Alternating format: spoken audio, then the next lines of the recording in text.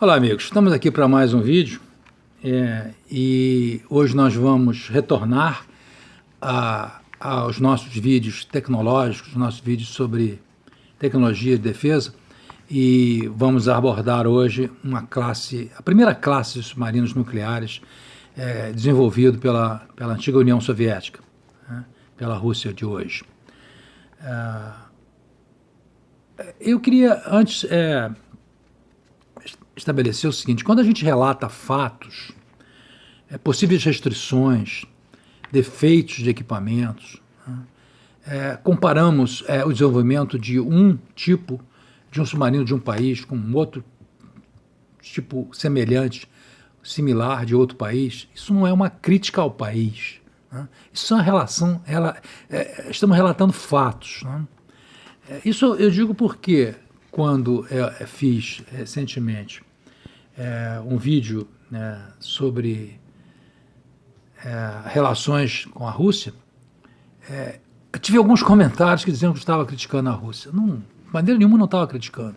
Eu estava relatando, e nesse vídeo também nós vamos falar sobre o submarino da classe November, que foi o primeiro submarino nuclear russo, soviético, e que teve alguns problemas. A gente tem que relatar isso. Relatar esses problemas não significa que a gente esteja criticando a Rússia, a União Soviética.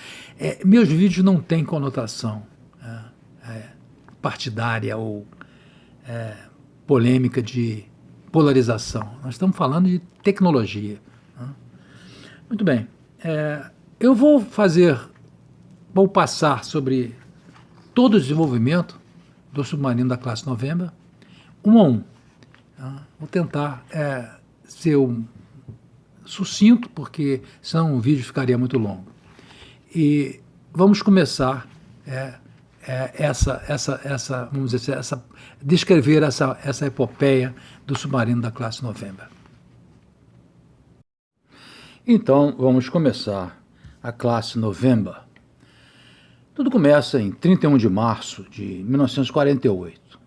O decreto do Conselho de Ministros da antiga União Soviética e do Comitê Central do Partido Comunista, que estabelece o Bureau de Projetos 143, o Malekith SKB 143.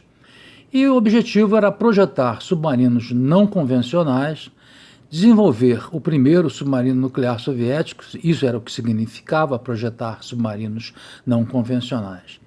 E a meta era construir 13 submarinos do projeto 627, classe, que foi conhecida pela NATO, pela OTAN, como November.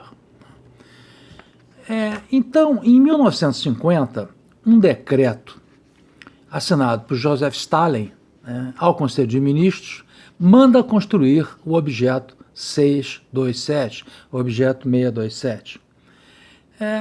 Aquilo causou uma certa alvoroço, uma certa surpresa, ninguém sabia o que é o projeto 627, é uma nave espacial, é um satélite, o que seria isso, né?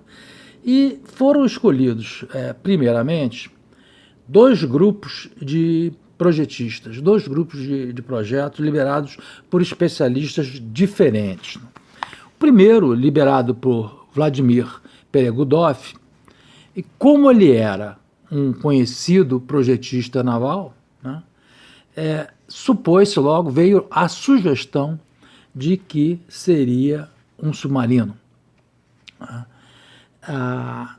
O segundo grupo era liderado por Anatoly Alexandrov, né?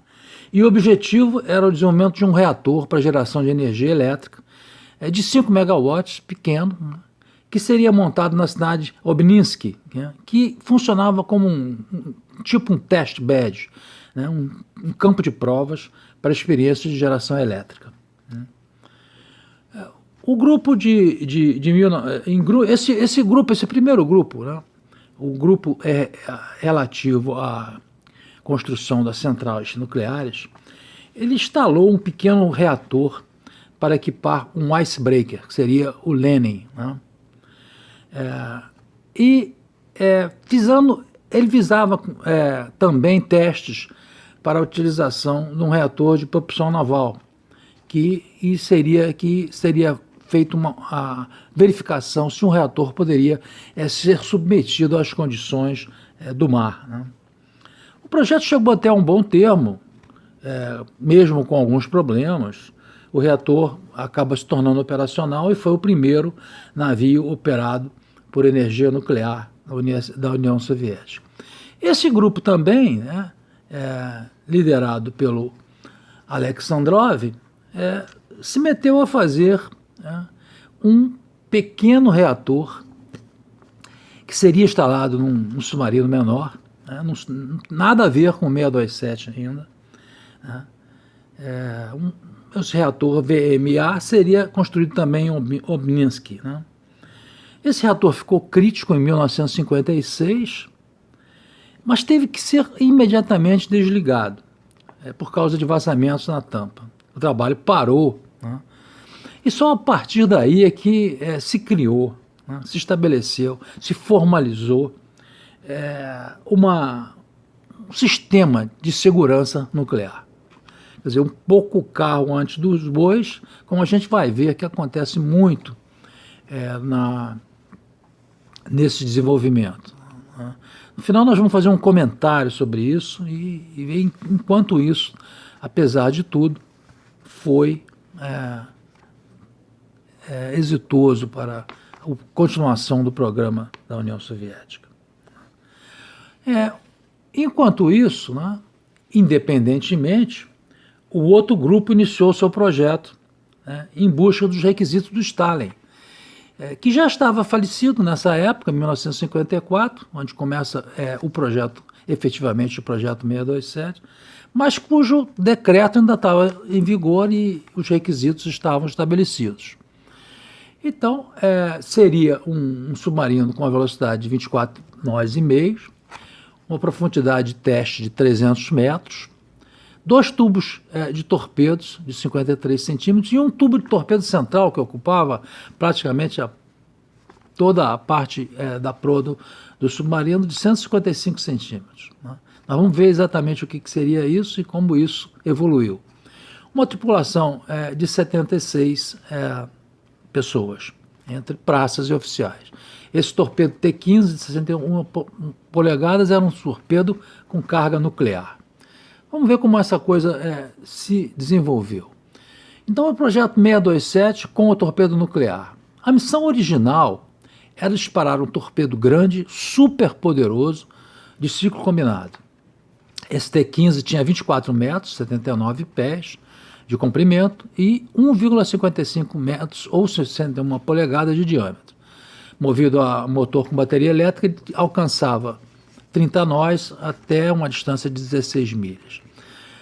Essa cabeça nuclear estimava-se que era maior do que 40 megatons. Vejam só, comparando com Hiroshima, que eram apenas 15 quilotons, que era milhares de vezes maior. O alvo seriam portos e cidades costeiras. Mas, felizmente, o teste de cabeça nuclear falhou. E, após a morte de Stalin, né, o almirante Kutuzov, né, encerra essa aventura, porque isso não era uma arma de combate, uma arma de guerra naval. Isso era uma arma de destruição em massa e foi suspenso, né, esse T-15 em 1954. Então, vejamos aí os características finais do projeto 627, que logo logo vai se tornar no 627A. Né?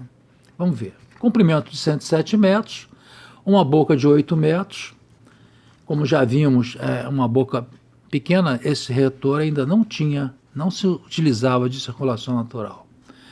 Velocidade de 30 nós máxima, a velocidade no papel era uma velocidade de 30 nós, mas a velocidade mantida era de 24 nós. Ele não tinha condições de manter 30 nós por muito tempo. 2 eixos de 5 hélices de 5 pás, torpedo de 53 centímetros, eram 8 tubos, né, com um magazine de 20 armas, um armazenamento de 20 armas. Lançamentos de torpedos até 100 metros de profundidade, o que eram feito, né, porque até hoje isso não se faz, não se procura fazer lançamentos, isso é complicado a uma profundidade tão alta. Foi instalado depois um sonar Arctica M somente na classe 627, 627A, é isso que vai distingui as duas, né? Como eu disse, esse primeiro logo se transforma no 627A. Aí ao lado tem o perfil dos dois, e a única diferença que se nota é exatamente o domo, né, de sonar na proa e uma antena de hidrofone, né, sobre os tubos. Então esse torpedo logo essa classe logo se virou-se para a 627A. Né. Ele tinha uma capacidade de 50 dias do mar, eram 2 reatores independentes de água pressurizada, VMA, 70 megawatts, né? E uma tripulação de 100 praças, mais ou menos entre 100 praças e oficiais. Esse projeto, então, 627, se torna vida através do primeiro, que é o K3, cuja quilha é lançada em Sevmash, que é uma cidade portuária na Rússia. A construção dura de 2 anos. O lançamento em agosto de 1957. Os testes de cais se dão em setembro de 57. Foram 6 meses de teste de mar no White Sea, de julho a dezembro de 1958. Esse submarino, o primeiro da série, foi realmente um teste, né? Foi um protótipo, né? Que sofreu bastante teste de mar. Uma coisa curiosa, eu já mencionei isso num outro vídeo, quando eu tratei das relações com a União Soviética, né, e com a Rússia. Eu tratei dessas relações num outro vídeo e mencionei esse submarino brevemente naquele vídeo. Uma coisa curiosa é que quando eles foram fazer os testes de mar, né, eles não saíram do porto com energia nuclear. Usaram 2 motores diesel para se afastar bastante, né, do estaleiro, que temiam qualquer problema e que houvesse a contaminação do estaleiro. O navio faz os seus testes, é o primeiro nuclear soviético e transita submerso por 10 horas. Né? O nome dele, né, que foi dado a ele, era o Lenin Komsomol. Em 19 de dezembro de 58, ele completa os seus testes de mar com um vazamento na bomba de resfriamento do primário. Esse tipo de ocorrência vai se tornar recorrente nesses submarinos, e isso no primário é grave, não é uma avaria simples. Poderiam ter ocorrido eventos muito mais sérios, mas houve um pouco de sorte, né? Alguns eventos ocorreram com poucas consequências graves, né? Em outubro de 1959, ele foi movimentado para uma base em West Lees Bay, no Mar de Barents, e pertencia à Frota do Norte. Em novembro de 1959, no Mar da Groenlândia, ambos os geradores falharam. Perdeu-se a geração elétrica. E o submarino tem que emergir através do gelo, né, avariando a ver ali o convés principal. Ele volta ao porto, né?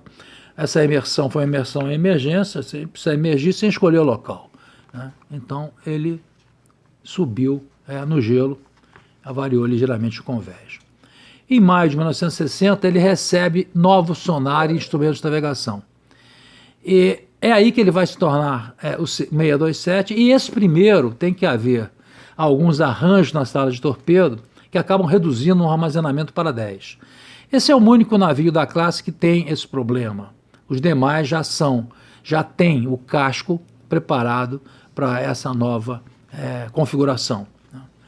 Em agosto de 1961, no Mar de Caras, ele sofre um grande vazamento antes de mergulhar sobre o gelo. A gente conseguiram isolar, não se tem muita informação sobre esse incidente. Aparentemente conseguiram isolar e a gente não sabe muito sobre isso. Né? Em julho de 1962, a bomba do condensador. Mais uma vez, uma falha no sistema primário, porque é uma falha no primário, mas que afeta o secundário, porque sem condensador ele não pode operar, o loop do primário tem que parar. Né? Então, novamente, um problema de certa gravidade. Nesse caso, eles fizeram um reparo enquanto submerso, né? A propulsão foi reparada, levaram 14 horas, e a travessia do Polo Norte é atingida. Né? Eles conseguiram completar a travessia do Polo Norte.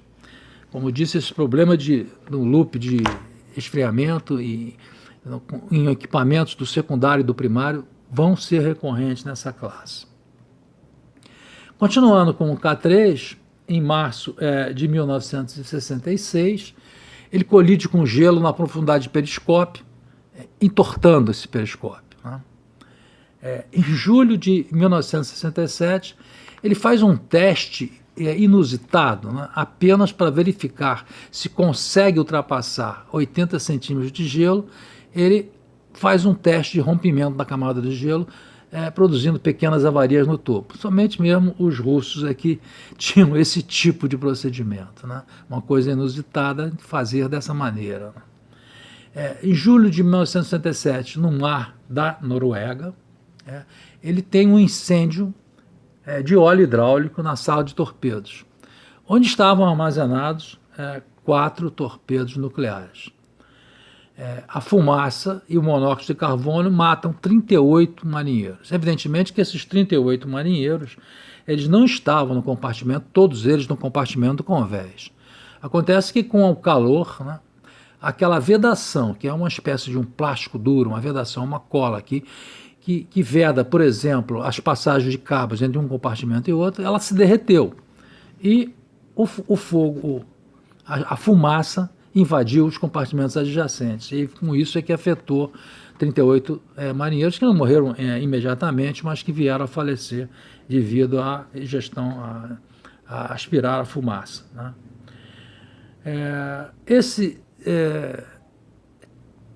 Sofre depois, em fevereiro de 95, no Mar de Barents, um incêndio na sala de máquinas, onde 2 marinheiros são seriamente queimados.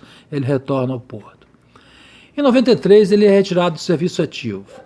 Mas como ele foi o primeiro submarino da classe, ele se torna um museu não financiado pelo menos até 2019, não é um museu financiado. Apenas ele fica lá resguardado, porque foi o primeiro. Né? Muito bem. Vamos passar para o K5. Em outubro de 1959, ele tocou no fundo, durante teste de mar ainda, no mar White Sea, e ocorreram pequenos danos. Em dezembro de 1963, ele fica operacional. Enquanto transitando na superfície, em 63, ele enfrentou ondas grandes de 8, 9 metros, e que fizeram com que houvesse entrada de ar no compartimento de comando. Logo abaixo do compartimento de comando existem as baterias. Então é um problema, é uma coisa que tem que ser logo controlada, porque água salgada nas baterias é um risco muito grande, né? Incêndio e formação de gases. Se pergunta, né, por que os compartimentos de baterias são abaixo de uma escotilha. Na verdade, isso também ocorre com submarinos americanos, com vários tipos de submarinos de outras classes e outros países. Provavelmente, né, não existe alternativa, porque devido à posição ideal da vela e questões de estabilidade hidrodinâmica, acaba acontecendo isso. O que se tem que fazer é tomar muito cuidado por ter uma escotilha acima de uma região em que, no fundo, nós temos baterias. Né? Em 1993, ele chegou a operar normalmente por 15 anos, incluindo um deployment, um destacamento no mar do Mediterrâneo, em 1970. Docou a cada 3 anos para manutenção de rotina, o que é um procedimento mais ou menos normal. Né? Em 1985, né, enquanto transitava para fora do porto, né, ele foi forçado a mergulhar devido a gelo próximo próxima costa. Esse ano de 1995 foi realmente um ano de um inverno muito rigoroso, né? Então, ele teve esse incidente de ter obrigado a mergulhar devido a gelo. Eu esqueci de mencionar um item em 1966, essa despressurização da planta nuclear. Essa despressurização ela ocorre provavelmente devido a um incidente no loop de resfriamento. E já vimos que esse submarino, essa classe, tem muito desse tipo de incidente. E esse resfriamento, a falta de resfriamento, esse incidente, afetou o combustível que teve que ser trocado. Aconteceu isso mais de uma vez com essa classe, né? E essa é uma operação perigosa, né? Em 1995, ele foi retirado do serviço ativo. 1995, desculpa. Então, vamos para mais um K8, fatídico K8. Em 1959, em dezembro de 1959, durante testes de mar, uma boia de emergência lançou-se sem causa, enrolando-se nos hélices. Este é um acontecimento bastante recorrente também na Marinha Russa. Nós vemos aí nessa figura que boias de resgate, que era um equipamento proeminente dos submarinos soviéticos, às vezes os sensores falham e as boias se desprendem acidentalmente. Essas boias de resgate liberadas acidentalmente são eventos perigosos. É possível até que seja uma das causas do acidente com Kurtz, entre as várias coisas que foram apontadas. Em outubro de 1960, ele transitou sobre o Polo Norte. E ir ao Polo Norte sempre foi um acontecimento, até hoje, né? Março de 1961, vazamento de um gerador de vapor irradiando 3 companheiros, 3 marinheiros. Geração de vapor. Gerador de vapor com radiação alguma coisa está errada no circuito primário, porque o vapor não para ter radiação no secundário, né? E em julho de 1961, uma amostra do gerador de vapor também contaminou o marinheiro, que foi deslocado para um navio não nuclear porque ele recebeu uma dose de radiação compatível com a vida inteira, uma lifetime dose, né? Ele recebeu uma dose, não poderia mais trabalhar em submarinos nucleares, né? Em 1965, enquanto conduzindo um teste real de torpedo, teste real com carga real, o torpedo retornou em direção ao K8, deu um círculo e voltou. O navio só não foi atingido porque o comandante evadiu o submarino com manobras rápidas de superfície. Esse tipo de incidente naquela época acontecia, os torpedos não eram muito confiáveis e um evento catastrófico. Em 1970, rastreou o SS Midway Saratoga no Mediterrâneo.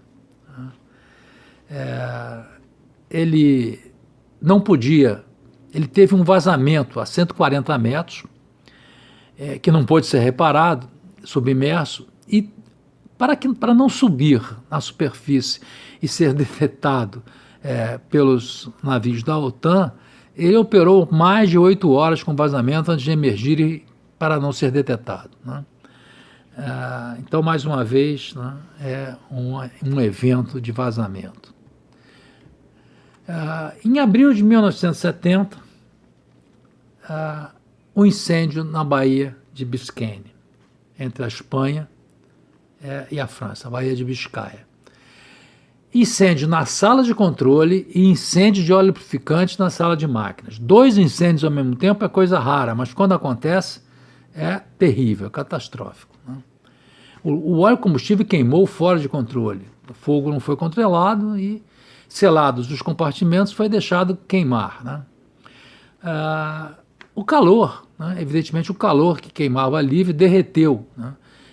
Aquelas mesmas vedações que eu já me referi, de penetrações de cabos elétricos entre um compartimento e o outro. Isso fez com que fossem conectados todos os demais compartimentos adjacentes com a fumaça. Né? O navio começou a afundar lentamente, eles não tinham eletricidade para recarregar ar comprimido, os tanques de lastro não funcionavam bem devido ao vazamento nas válvulas também, que também derreteram as vedações, faziam sopragem a cada 2 horas enquanto tinham o ar. Né? O navio começou então a avançar, a afundar, havia um mar severo, né, um mar muito revolto. Moscou foi avisada por rádio para ajuda e o navio começou a danar pela popa. Né. O abandono do navio chegou a ser ordenado pelo comandante. Né. 3 navios chegaram ao local, eu coloquei os nomes aí à direita, embaixo da imagem, o Sasha Kovalev, o Komsomolets de Lituânia e o Kassimov. 3 navios chegaram, o comandante chegou a rescindir, por causa disso, a ordem de abandono, e 52 tripulantes voltaram ao navio numa tentativa de lançar um cabo de reboque para ver se poderiam rebocar. Mas acontece que o mar era muito revolto, as ondas cresciam e a água entrava. Né? Esses cabos chegou a ser passado, né? Mas a água entrava pelos selos de válvulas que tinham se derretido.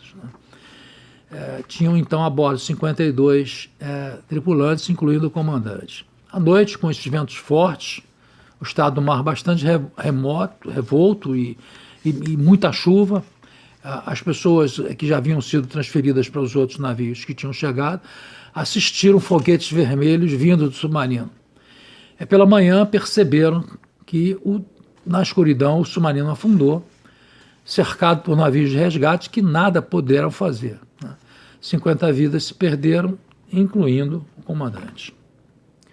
Então o destino do K-8 foi um destino trágico. K-14. Em dezembro de 1959 ele fica operacional. Em setembro de 66 transita pelo Polo Norte e a sua base é mudada para a Frota do Pacífico. Nessa ocasião ele provê assistência médica para a expedição no Polo Norte durante essa viagem, para uma expedição que estava no Polo Norte durante essa viagem. Foi despachado 9 vezes para missões, né? E em fevereiro de 88, teve um incêndio na sala de máquinas que matou um marinheiro. O submarino foi colocado sob restrição de potência nuclear, no máximo a 50%, devido às afarias desse incêndio. Esse incêndio comprometeu de alguma forma a geração de potência. Em abril de 1999, ele é retirado do serviço ativo. K-52. Em dezembro de 1960 se torna operacional. Em abril de 62, vazamento no primário irradia compartimento da tripulação com dose significante de radiação. Ele retorna ao porto. Repetidos acidentes desse tipo, né? Os bravos marinheiros que guarneceram esses barcos, né, sabiam dessas falhas e assim mesmo se esforçavam muito na sua operação. Em 1965, no Mar do Ártico, vazamento de água pelos cabos do transdutor sonar. Lembra aquele transdutor sonar que mudou a classificação do submarino? Ele tinha cabos, né, também com possibilitar o vazamento. Esses vazamentos causaram uma imersão de emergência e o navio retornou ao porto. Em maio de 67, ele participa das filmagens de 2 filmes soviéticos, que são propagandas soviéticas, servindo a União Soviética e fiéis filhos da Motherland, da terra natal. São filmes que a gente até recomenda que sejam vistos para se conhecer o tipo de propaganda que se fazia naquela época na União Soviética. Em maio de 1967, ele participa, em junho de 1967, após jogos de guerra, ele é enviado para o Mediterrâneo em destacamento planejado, feito para surpreender as forças da OTAN, né, que estavam após os jogos de guerra. Em julho de 1968, no Mar Ártico, executando manobras de alta velocidade, quer dizer, testando o limite, né, da velocidade, ele abaleou, destruiu os 2 propulsores. Retorna ao porto em baixa velocidade. Em setembro de 1976, docagem para reparos que nunca terminaram, e ele é finalmente colocado nas tocagens de longo termo. O K-21, em dezembro de 1961, ele se torna operacional. Em 62, dispara 2 torpedos para testar quão grande seria o buraco feito no gelo. Ele emerge depois através desse buraco, né? Isso realmente é um tipo de atitude, né, que a gente só pode esperar mesmo na Marinha Russa, né? Ele fazer um disparo para testar o buraco, né? Conduziu 15 destacamentos de missões sem incidentes, participou de desenvolvimentos de táticas antissubmarinas e em outubro de 1995 ele é retirado do serviço. É uma unidade que teve bastante sucesso operacional, o K-21, né?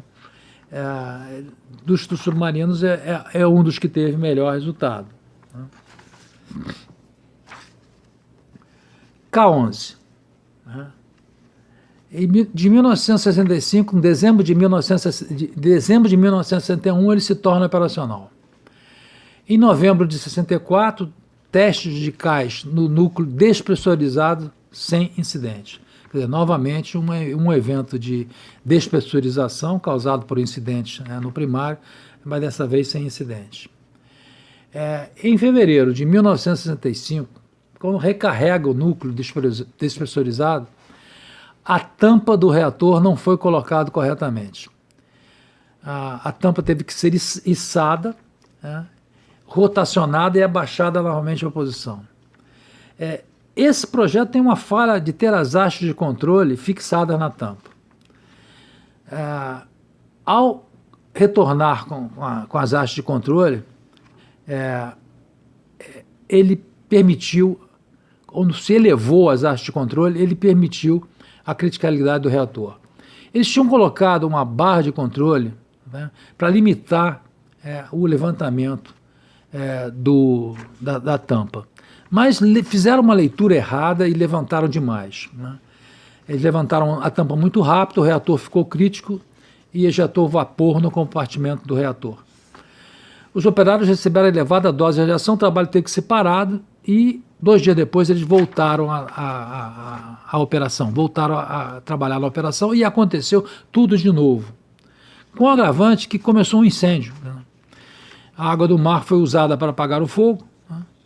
É normal que se use a água do mar, todo incêndio a bordo é usado água do mar, mas os selos dos compartimentos tinham se derretido, né? Havia comunicação entre compartimentos e a água lavada levou agora sal também irradiado em todos os compartimentos. Foi uma verdadeira confusão, né? Esse foi um evento bastante complicado no K-11, né, que aconteceu não uma, nem 2, mas 3 vezes, né? Em janeiro de 1968, com testes de mar completados, ele executou 9 destacamentos, né? Em dezembro de 1965, foram encontrados vazamentos de água do mar a grande profundidade no posto de baterias. Isso fez com que ele adquirisse uma limitação de profundidade até que fosse reparado. Esse casco só foi reparado em 1982, 7 anos depois. De 1982 a 85, completou 5 deploys, 5 destacamentos, sem eventos dignos de nota. E em 1990 ele foi excluído do serviço ativo. K-133. Em novembro de 1962 ele se tornou operacional. De fevereiro a março de 66, ele transita submerso de Barents ao Oceano Pacífico, via Atlântico Sul, para sua nova base em Kamchatka, na Rússia. São 20 mil milhas, é um grande movimento submerso, 20 mil milhas. Esse conduziu destacamentos no Pacífico durante os anos 80 sem eventos de nota. Esse foi talvez o navio mais exitoso da classe November, o K-133. Ele, em maio de 1989, foi retirado do serviço ativo. K-181 tornou-se operacional em 1962. Em setembro de 1963, emerge no Polo Norte. Propaganda, era muito comum se fazer isso, né? E em setembro de 1966, ele rastreou um strike group dos Estados Unidos no Mar Mediterrâneo. Conduziu 9 ataques simulados de torpedos durante 4 dias. Durante o retorno à base, a tripulação divertiu-se com cabos de pesca no Mar da Noruega, uma região bastante repleta de peixes, né? Realizou acima de 10 destacamentos e visitou muitos portos como Alexandria, Egito e Cuba. Foi muito utilizado, né, como propaganda. Em setembro de 1987, quando docava, os reparos pararam, né? Mais uma vez, por falta de verbas, o navio foi abandonado, né? Os reparos pararam e ele não se tem mais notícia do K-181. K-115.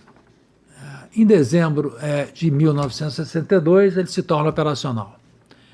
Em setembro de 1963, ele emerge no gelo ártico e visita a estação de ciência SP-12, aquela mesma estação que ele já tinha visitado antes.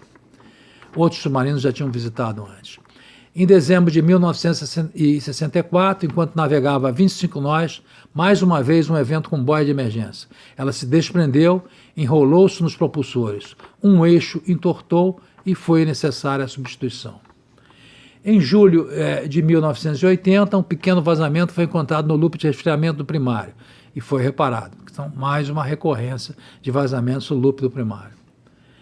Em agosto de 1984, no mar do Japão, rastreou um submarino dos Estados Unidos. Foi a primeira notícia, né, a primeira narrativa de um classe November detectar um submarino americano. Em julho de 87, ele foi retirado do serviço ativo. Estamos agora no K-159. Novembro de 63, torna-se operacional. Em 1964, quando transitava no Estreito de Gibraltar para o Mediterrâneo, foi forçado a submergir devido a um navio-tanque na sua direção. Quer dizer, em vez de contornar, ele mergulhou, né?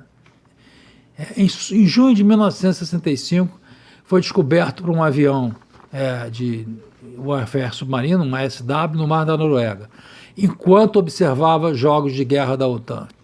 É muito comum os navios russos, durante jogos de guerra da OTAN, procuravam observar. Em julho de 1969, operando no Golfo do México e fazendo jogos de guerra no Mar do Caribe, bem depois da crise dos mísseis, propaganda também junto ali a Cuba. Em julho de 1989, ele é retirado do serviço ativo. Mais recentemente, em agosto de 2013, enquanto ele estava sendo rebocado para Cutch Bay, mais um evento, a boia de flutuação, né, uma das boias de flutuação, ele tinha 4 boias de flutuação para ajudar no transporte, ela rompeu-se e o submarino começou a fazer água através da escotilha aberta. Ele afundou a apenas poucas milhas do litoral e a 800 pés de água. Após uma investigação feita com um submarino de pesquisa remoto, tomaram a decisão de deixar ele lá onde ele estava, né? Espera-se, né, que tenham sido retirados os reatores, né? Ele está lá até hoje, ali na região da costa da península de Kola, a Kola Península. K-42. Em novembro de 63 se torna operacional. Em setembro de 64 observou o exercício Fênix 64 no Atlântico Norte, isso era comum. Agosto de 1968 foi transferido para fora do Pacífico via Mar Ártico. Em 1969, sofreu uma inundação na sala de máquinas na profundidade de 200 pés.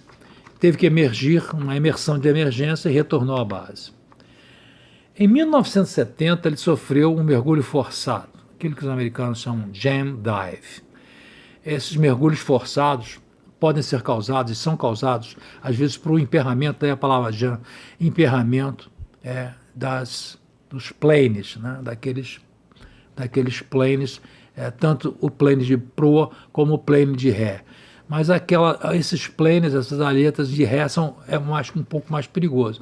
Ela pode ter tido uma falha hidráulica e, pelo peso, ela ficou na posição de down, na posição para baixo. Né?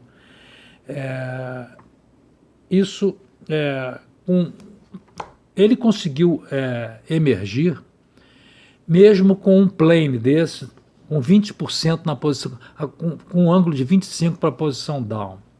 O que é uma coisa significante, porque nessa situação, os tanques de lastro não conseguem encher 100% de ar, por causa da água no fundo, que provoca, inclusive, uma flutuabilidade negativa.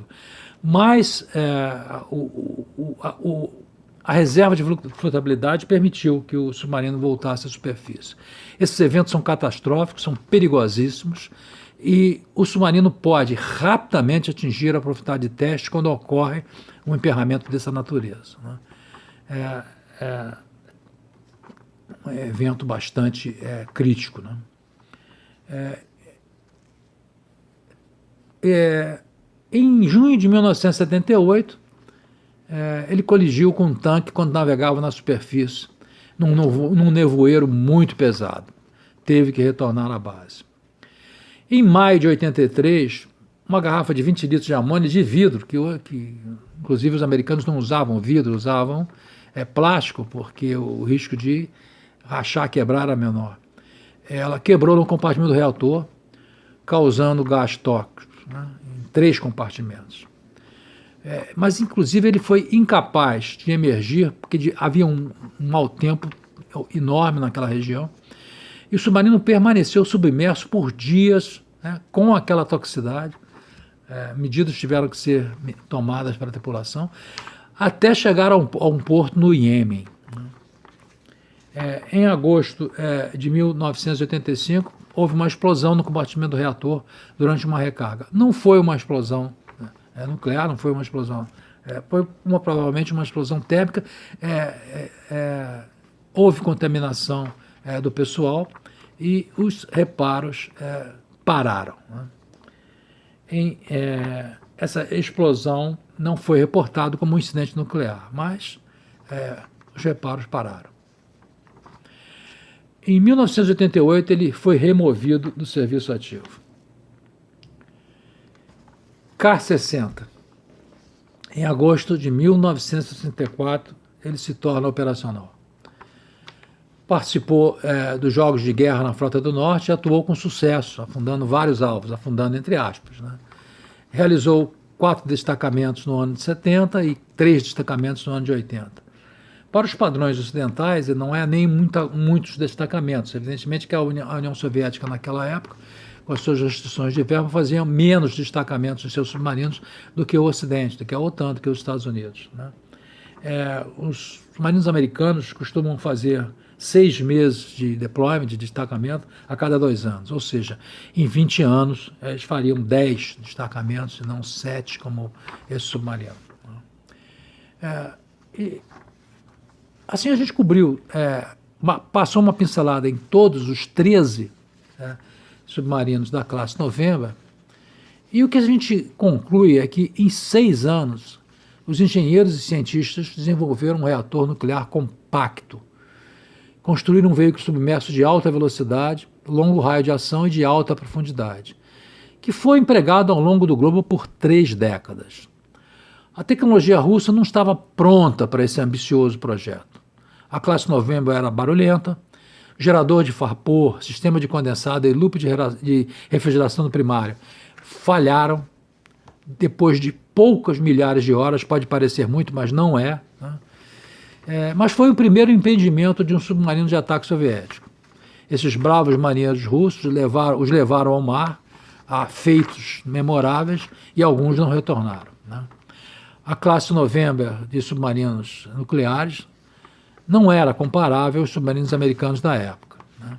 Mas desde o começo, a Marinha Soviética melhoraria os futuros projetos com maiores velocidades e melhor redução de ruídos. A vantagem acústica que os submarinos da OTAN tinham naquela época diminuiria rápido nas décadas vindouras, né?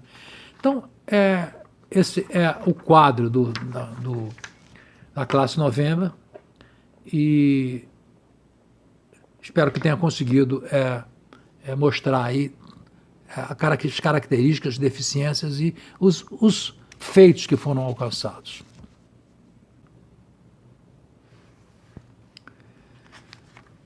Então, era isso que eu queria mostrar com relação à classe November. E, como eu disse no início, né, o fato da gente não criticar, mas estabelecer e mostrar as diferenças, as falhas tecnológicas, não é uma crítica, né, é uma constatação da realidade. É bem verdade, né, que o desenvolvimento dessa classe, da forma que ela foi feita, talvez não fosse possível num país ocidental, né? Talvez para ser dessa maneira, assodada, correndo riscos enormes, porque esta classe, convenhamos, ela teve vários incidentes. Esses são os incidentes que eu relatei, são os incidentes que a gente tem em conhecimento. E houve a perda do K-8, mas alguns outros incidentes que não levaram a consequências piores, mas poderiam ter levado. Porque, como a gente viu no início, né, a União Soviética estabeleceu um programa de safety nuclear depois de já estar 3 anos naquilo, né, 3 anos fazendo desenvolvimento de uma tecnologia nova, né, com riscos enormes, né, para a saúde humana. Então, o que a gente precisa também levar em conta é que naquela época, década de 50, década de 60, não se tinham as informações que hoje se tem. Porque, apesar da confidencialidade de muitos dos planos e dos detalhes submarinos, ao longo desses 70 anos, a humanidade em geral recebeu muita informação sobre submarino, sobre nuclear, sobre os efeitos e sobre as consequências de erros no trato da energia nuclear. Então, é o que eu digo, projetar e construir hoje um submarino nuclear é muito, apesar de todas as dificuldades aliadas às novas tecnologias, é muito mais seguro, muito mais simples do que fazer aquilo há 70 anos atrás, quando não se tinha informação de nada. Então, ressalvados a audácia, né, e vamos dizer assim, a forma arrojada como os russos, os soviéticos, desenvolveram o seu submarino com grandes riscos, eles alcançaram resultado no final, né? Esse submarino deu lugar a um outro submarino que nós vamos ver no próximo vídeo, a classe Vitor, e foram evoluindo. E com o tempo, os seus submarinos passaram a ter o mesmo padrão, né, de qualidade, de característica acústica que os submarinos do Ocidente. Então, mesmo com as restrições que a gente sabe que a Rússia teve em momentos difíceis, alguns submarinos foram abandonados, e aí eu volto a falar sobre um assunto que eu já tratei num vídeo, um dos primeiros vídeos do canal. A União Soviética abandonou muitos submarinos, ela não fez descomissionamento, né? Quem quiser saber o que é isso, tem esse vídeo aí. Descomissionamento é uma coisa importante, né? E a União Soviética, durante muitos anos, não fez. Muitos navios foram abandonados, muitos reatores foram jogados em fossas no Mar de Caras, no Mar do Norte, com protesto da Noruega e outros países vizinhos. Então, classe November teve muitos defeitos, mas ela foi, vamos dizer assim, o ponto de partida para saltos bem maiores e com tecnologia mais avançada.